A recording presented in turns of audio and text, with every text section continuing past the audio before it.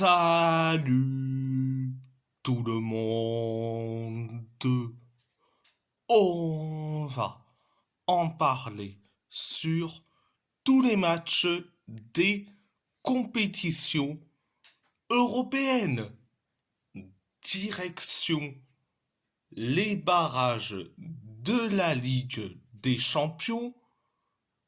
Le PSG a gagné face au Stade Brestois 3-0. Un but sur penalty de Vitinha et un doublé de Ousmane Dembélé. Première période, ça a été ultra bien, voire formidable.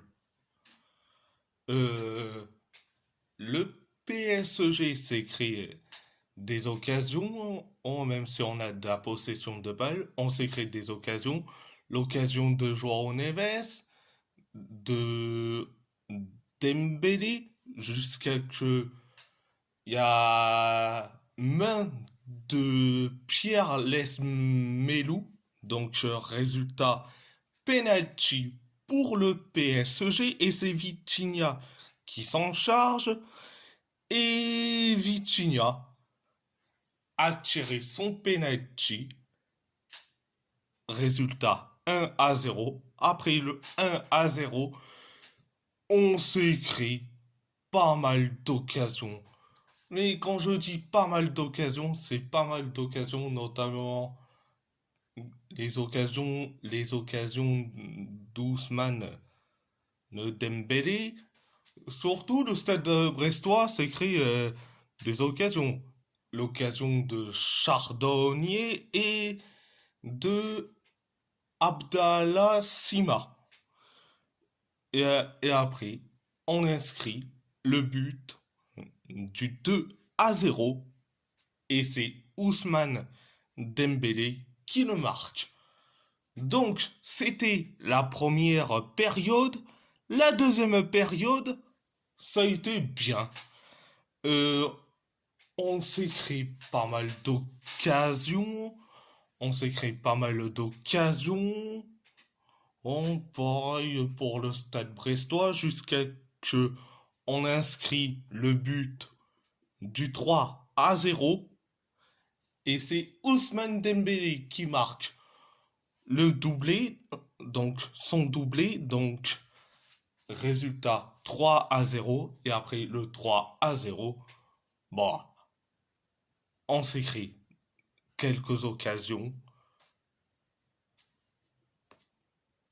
et pareil pour le stade brestois. Donc voilà. C'était la deuxième période. À part ça, c'est tout. Direction les barrages de l'Europa League. L'AS Roma et le FC Porto se quittent sur un match nul, un partout. Un but de Francisco Moura pour le FC Porto.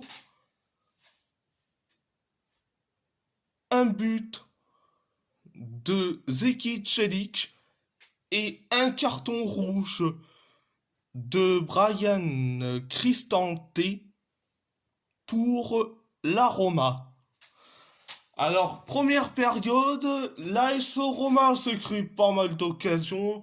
Les occasions de Pellegrini, de Lorenzo Pellegrini, Paolo Dybala, Artem Dovbyk. Le FC Porto s'est créé, allez, deux occasions, donc les occasions de Gonzalo Borges.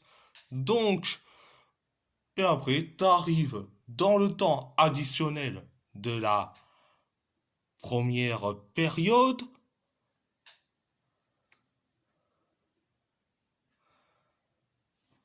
Et c'est Zeki Celik qui marque le but du 1-0. Bon, c'était la première période, mais la deuxième période, ça a été limité pour la Roma, mais bien pour le FC Porto. Donc, le FC Porto s'est créé quelques occasions, ont juste s'est créé quelques occasions. Pareil pour la Roma, jusqu'à que Francisco Moura marque le but du 1 partout. Après le 1 partout, 5 minutes plus tard, Brian Cristante s'est pris un carton rouge. Mais un carton rouge, pour moi, il était injuste, ce carton rouge. Donc,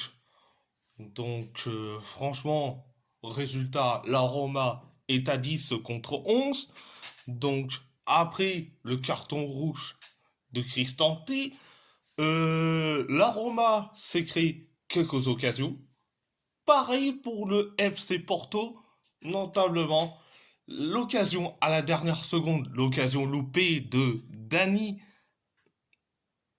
Namasso ou Dani Loider, si vous voulez.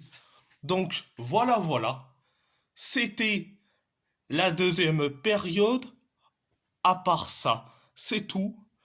On va parler de Galatasaray qui a perdu face à l'AZ Alkmaar 4-1.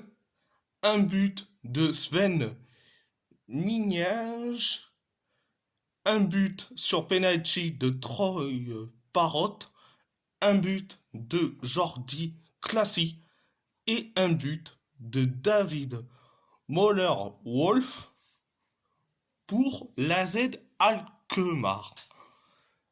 Un but de Roland Salai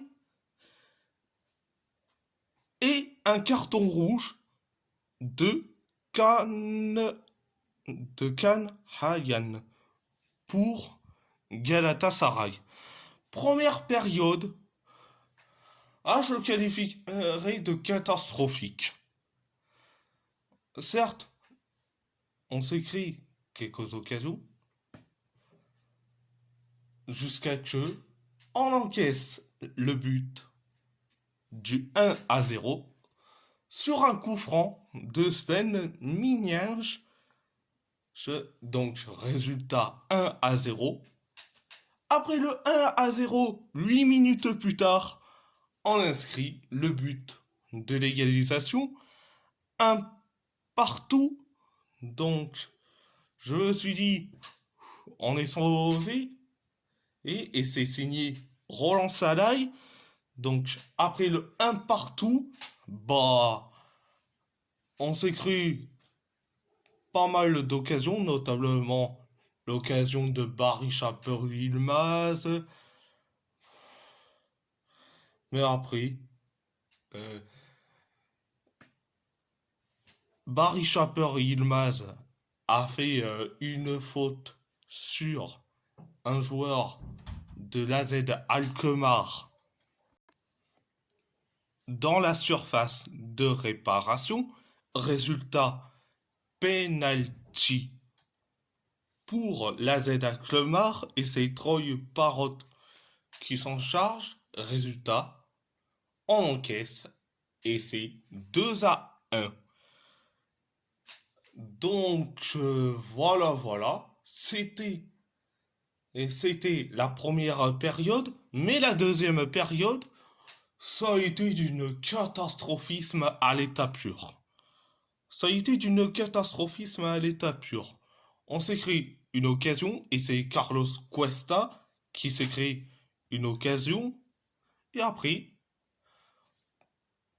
Can Alian fait une faute sur un joueur de la Z Alkmaar. Résultat, carton rouge pour lui. Résultat, on est à 10 contre 11. Donc, Après ça, euh, après le carton rouge de Can Hayan,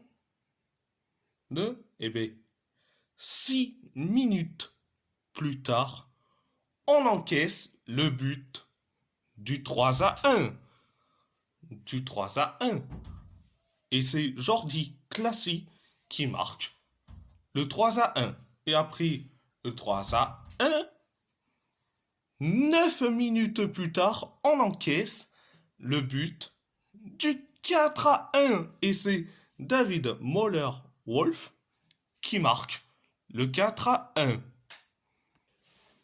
Après le 4-1, eh ben, l'AZ Alkmaar s'est créé pas mal d'occasions, mais des occasions comme pas possible.